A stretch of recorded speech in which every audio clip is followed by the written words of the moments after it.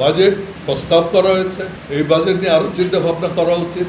এখানে উচ্চবিলাসী এবং আশার উপর ভিত্তি না করে যে আমরা আরো রিয়েলিস্টিক হয়ে বাজেটটা করার দরকার আছে বলে আমি মনে করি। যেহেতু বড় বাজেট নেওয়া হয়েছে, এখন রাজস্ব আদায়ের সক্ষমতা বাড়ানো এবং ব্যয়ের গুণগত মান নিশ্চিত করাই সবচেয়ে গুরুত্বপূর্ণ কাজ হবে। বাজেটে বিদেশে পাচার হওয়ার অর্থ ফেরত আলোকে অগ্রাধিকার দেওয়া হয়েছে। ব্যাংকিং সেক্টর ও পুঁজিবাজারে আর্থিক শৃঙ্খলা ও সুশাসনের প্রতি গুরুত্ব দেওয়া হয়েছে। প্রয়োজনীয় সংস্কারের মাধ্যমে নিশ্চিত করা হচ্ছে গ্রাহকদের সুরক্ষা ও ঋণ প্রদানে দুর্নীতিমুক্ত প্রক্রিয়া। বিষয়গুলো সাধুবাদ পাওয়ার যোগ্য। বাজেটে মূল্যস্ফীতি নিয়ন্ত্রণ ও সাধারণ মানুষের জীবনযাত্রার ব্যয় কমাতে নিত্য প্রয়োজনীয় 60টি পণ্যের উপর উচ্চকর উল্লেখযোগ্যভাবে কমানোর প্রস্তাব দিয়েছেন অর্থমন্ত্রী আমির খসরু মাহমুদ চৌধুরী। একই সঙ্গে দেশীয় তৈলবীজ ব্যবহার করে ভোজ্য তেল উৎপাদনকে উৎসাহ দিতে 10 বছরের কর সুবিধা প্রস্তাব করা হয়েছে। আমি এই জন্য জাতীয় পার্টির পক্ষ থেকে সরকারকে অভিনন্দন জানাতে চাই। বিষয়টিকে আমি অত্যন্ত ইতিবাচক হিসাবে দেখছি। অলরেডি বর্তমান বৎসরে 1 লক্ষ কোটি টাকা which is around 20% less than the projected collection. NBR যে টার্গেট দেওয়া হয়েছিল তার থেকে প্রায় 20% কম কালেকশন এবার হয়ে গেছে।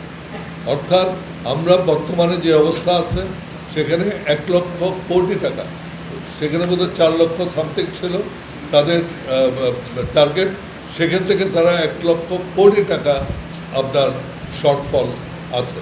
সুতরাং এই শর্টফলের মধ্যে যেখানে তাদের বর্তমান যে লক্ষ্যমাত্রা ছিল সেই লক্ষ্যমাত্রা যেখানে তারা করতে মানে সফল হয়নি অর্জন করতে, সেখান থেকে যে আমরা তার বর্তমানে যা আছে তার ডাবল প্রায় 50% যে ট্যাক্স কালেকশন বাড়িয়ে ফেলবো, এইটা মনে করার কোনো কারণ আছে আমরা মনে করি।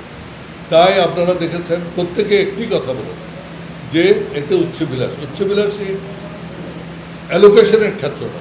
যেসব অ্যালোকেশন করা হয়েছে, যেসব ট্যাক্সেশন কমানো হয়েছে, these are all positive things. তারপরে ইনভেস্টমেন্ট বাড়ানোর প্রচেষ্টা, ওনারা কিছু নীতি নির্ধারণ করেছেন, সেগুলো সব স্বাগত। কিন্তু যেই টাকা আমার প্রয়োজন সেই টাকা না থাকলে তো এগুলো করা যাবে না, এই জিনিসগুলো আমরা করতে পারবো না। এই জিনিসটা সেই জন্য আমি বলবো বাজেট প্রস্তাব করা হয়েছে, এই বাজেট নিয়ে আরও চিন্তা ভাবনা করা উচিত যে আমার যে বাজেটের আকার আরও ছোট করা হবে কিনা। এখানে উচ্চবিলাসী এবং আশার উপর ভিত্তি না করে যে আমরা আরও রিয়েলিস্টিক হয়ে বাজেটটা করার দরকার আছে বলে আমি মনে করি। যদিও আমি মনে করি যে সরকারের সদিচ্ছার কোনো অভাব নেই, কিন্তু সদিচ্ছা থাকলে হবে না। সদিচ্ছার সাথে আমার এই টাকাটা কালেকশন করতে হবে এবং আমাকে এটাকে বাস্তবায়ন করতে হবে। তারপরে আসেন যে ঋণ নির্ভরতা, এটা 1,20,000 কোটি টাকার মতো বোধ হয় ব্যাংকিং সেক্টর, আর অর্ধেক আপনার বিদেশ থেকে।